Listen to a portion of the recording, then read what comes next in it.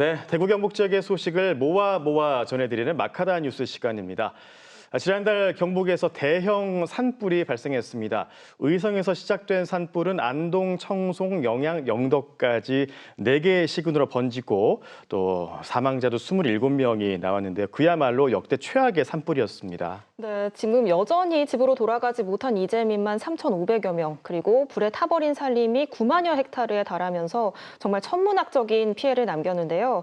다시는 발생해서는 안 될 이 대형 산불, 무엇이 문제였는지 짚어보고요. 또 어떤 대안이 있는지 이야기 들어보겠습니다. 스튜디오에 경일대 소방방재학부 이영주 교수님 모셨습니다. 교수님 어서 오세요. 안녕하십니까. 네, 안녕하세요. 경일대 소방방재학부 이영주입니다. 예, 교수님 반갑습니다.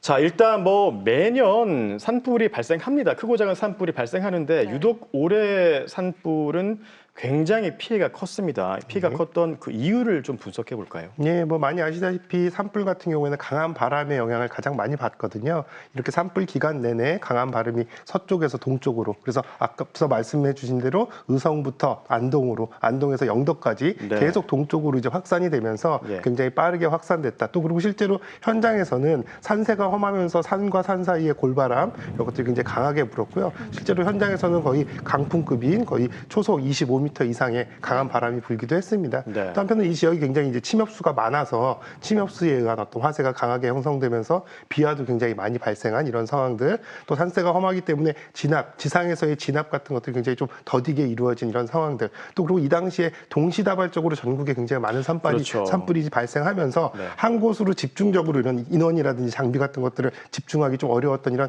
상황들이 맞물리면서 피해가 굉장히 좀 커진 그런 상황으로 보겠습니다. 네, 저는 이 산불 보면서 어쩌면 나무가 정말 어떤 연료의 역할을 할 수도 있지 않나 하는 생각이 들었는데 말씀하신 것처럼 우리나라 산림 특성상 침엽수가 많다 보니까 더 이번 산불이 커졌다 말씀해 주셨는데 설명 좀 해주십시오. 예, 실제로 이제 침엽수 같은 경우에 화력수 대비해서 탔을 때 발생하는 이제 발열량이 한 1.4배에서 1.5배 이상 되거든요. 한마디로 똑같이 탄다 하더라도 훨씬 더 강한 화재를 형성한다 이렇게 볼 수가 있고요.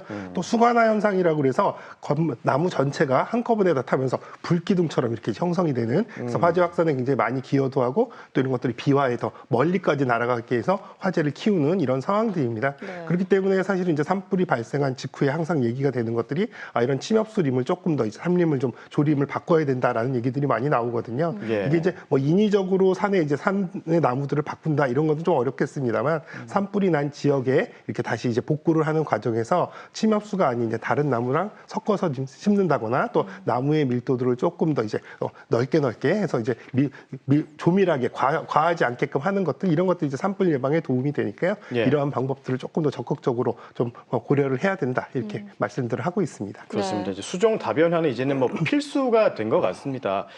저희도 특보를 통해서 산불 소식을 많이 전해드렸지만 가장 가슴이 아팠던 순간이 사망자가 발생할 때였거든요. 헬기 조종사를 포함해서 27명의 사망자가 발생했는데 정말 인명피해도 굉장히 컸습니다. 이렇게 인명피해가 많이 발생한 이유는 뭘까요? 예, 말씀하신 대로 사실 우리가 산불 이러면은 사실 면적이라는 재산 피해는 굉장히 많이 발생하지만 실제로 사망자가 그렇게 많이 발생하는 이런 사고라고는 생각을 안 했었거든요. 근데 이번 산불에서는 27명이나 되는 이런 많은 분들이 이제 사망을 하셨단 말이죠. 대부분 고령자로 이렇게 알려지고 있는데요. 고령자분들께서는 사실은 이제 젊은 분들보다는 사실 재난이 발생하거나 또 대피를 했을 때 신체적인 능력이 떨어지기 때문에 기민하게 또 빨리 이렇게 움직이시기 좀 어려운 부분들이 있고요. 또 한편으로 이분들이 또 이제 휴대폰이라든지 문자라든지 이를테면 인터넷이라든지 이렇게 재난 정보를 받거나 또 위급한 상황들을 그때그때 확인하시는데도 상당히 좀 어려움이 있으시다 보니까 화재 상황이 커지면서 이러한 것들에 대한 대응을 하시는데 상당히 좀 어려움이 있지 않았나 싶습니다. 그래서 이제 앞으로의 여러 가지 재난들, 꼭 산불이 아니더라도 다양한 재난들이 있을 텐데요. 이렇게 이제 대피를 해야 되는 상황에서 이런 고령자분들이나 또 재약자분들 이런 분들을 어떻게 효과적으로 빨리 대피를 시킬 것이냐 하는 이런 부분들을 우리가 조금 해결을 해야 되는데요. 그런 이유로 오늘 당장 이제 행정안전부에서 이런 주민 대피 체계에 대한 부분들, 특히 이제 재해약자에 대한 부분들을 조금 더 강화하겠다라는 것들도 발표가 있었으니까요. 이런 부분도 좀 적극적으로 개선될 것으로 보입니다. 네, 정말 경북 지역 이번 산불 피해 사망자가 대부분 60대 이상인 것으로도 나타났고 또 우리 지역에서는 대형 산불이 또 있었죠. 울진에서도 있었는데 집중호우도 그랬고요. 정말 이 고령층 재난 대피 체계가 개선이 돼야 한다는 목소리가 계속해서 나오고 있었는데 네. 빨리 고쳐줘야 되지 않나 싶습니다. 그렇습니다. 저는 이번 그 산불 맨 처음에 의성에서 산불이 났다는 소식을 접하고 근데 이렇게 빠른 시간에 안동에서 청송으로 영양 영덕으로 이렇게 4개 시군을 초토화시킬 거라고는 정말 예상을 못했거든요.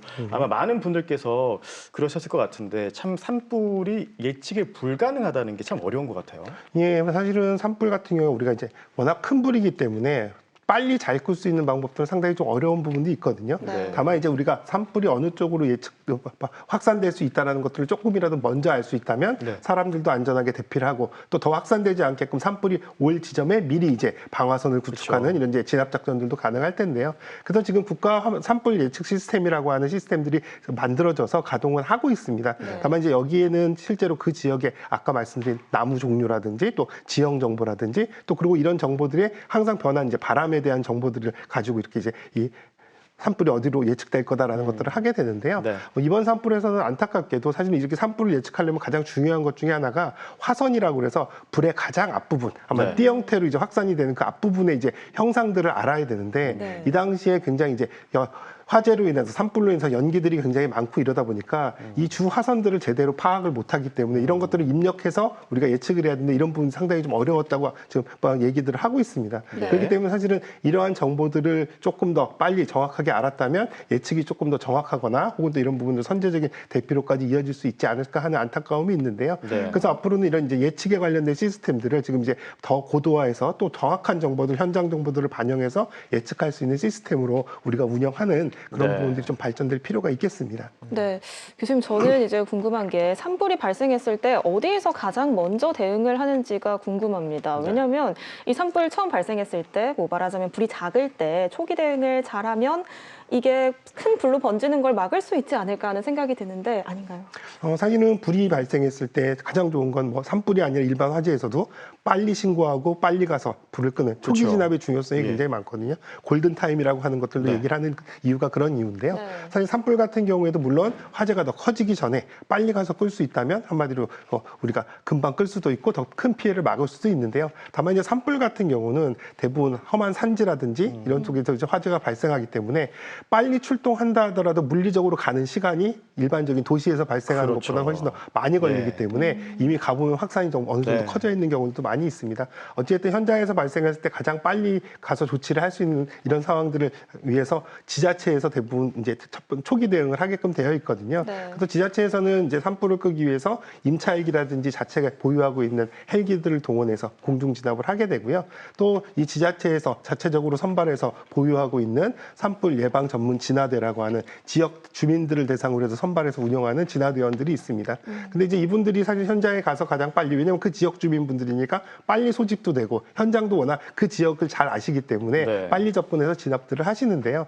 이번 산불에서 이제 많이 얘기됐던 것들이 이분들이 너무 나이가 많으시다라는 맞아요. 부분들이 얘기가 됐었는데요. 네. 사실 이분들이 고령이긴 합니다만 사실은 굉장히 또 많은 산불에 대한 경험들도 있으시고 그 지역에 대한 이 질이라든지 상황들을 잘 알고 계시기 때문에 사실 단순히 나이가 많다는 것만 가지고 사실은 이분들이 적합하지 않다 이렇게 판단하기는 좀 어려워요. 다만 이제 산불 진압을 위한 뭐 지식적인 부분 또 경험적인 부분 또 한편으로는 체력적인 부분이 제대로 갖춰졌느냐라고 하는 네. 게 어떻게 보면 중요하겠죠. 그래서 이분들이 이러한 역량들을 갖추기 위해서 교육이라든지 훈련 이런 것들을 조금 더 적극적으로 하고 또 우리가 최근 많이 얘기하는 것처럼 산불이 굉장히 강해지고 점점 변화하고 있으니까 이런 변화하는 산불에 대한 여러 가지 이런 지식적인 부분들도 좀 잘 전달될 수 있게끔 하는 부분들이 필요하다 생각이 예. 듭니다. 그렇습니다.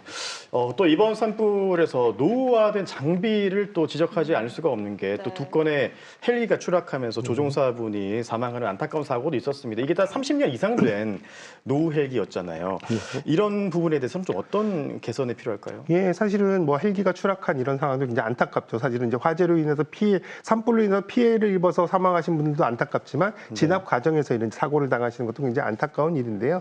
다만 이제 이것도 앞서 말씀드린 대원들의 산불의 고령화랑 비슷한 부분들이 있어요. 네. 예를 들면 헬기 같은 경우는 굉장히 민감한 이런 장비이기 때문에 다른 장비들보다는 훨씬 이 유지 관리라든지 정비가 굉장히 엄격하게 이루어지거든요. 네. 그렇기 때문에 사실은 기령이 단순히 오래됐다라고 해서 얘는 노후화됐다. 그리고 혹시 고장이 잘 날 거다. 이렇게 예단하기는 어렵습니다.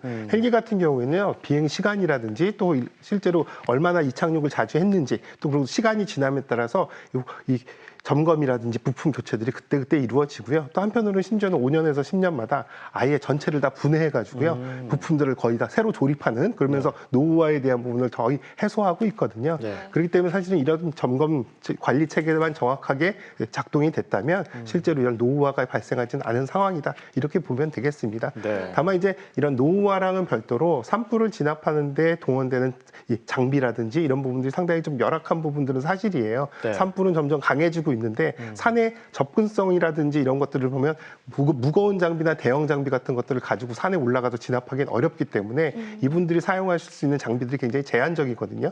다만 이제 산불이 강해지다 보면 가서 진압하시는 분들의 방호라든지 또 진압하는 장비들도 조금 더 개선이 되면서 또 필요한 임무들을 수행할 수 있게끔 지원해드리는 것도 필요하다 네. 생각이 듭니다. 네, 저를 포함해서 이번 산불 보시면서 정말 많은 분들이 애가 탔던 게 이 밤을 잘 버텨야 될 텐데 이런 생각을 많이 했거든요. 밤만 되면 정말 화재 진압률이 많이 떨어지더라고요.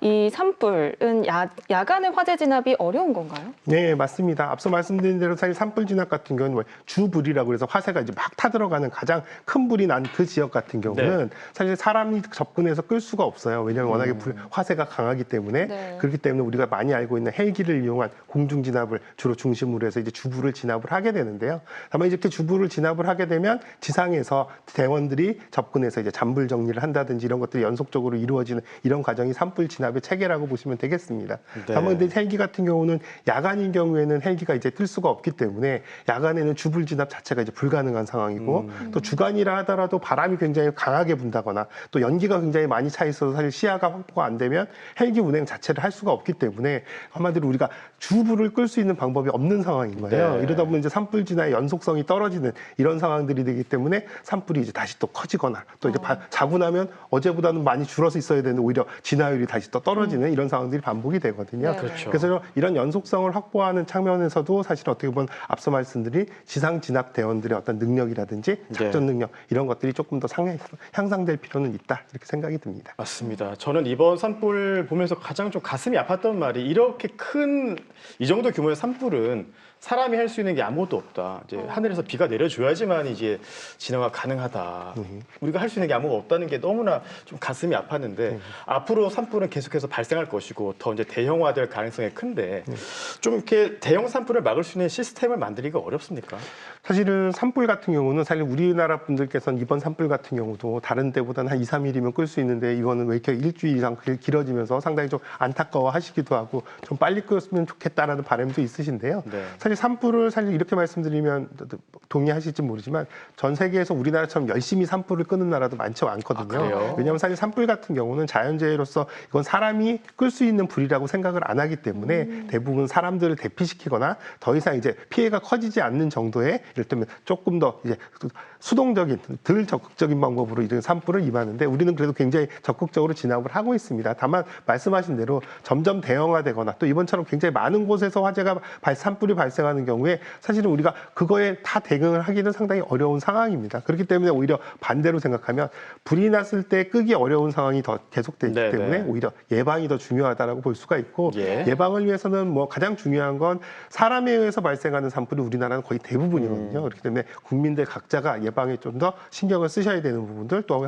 앞서 말씀드린 조림을 네. 조금 더 이제 화재에 알겠습니다. 강하게 하는 부분들 이런 것도 필요해 보입니다. 알겠습니다. 지금까지 경일대 이영주 교수와 함께 얘기 나눴습니다. 고맙습니다. 고맙습니다.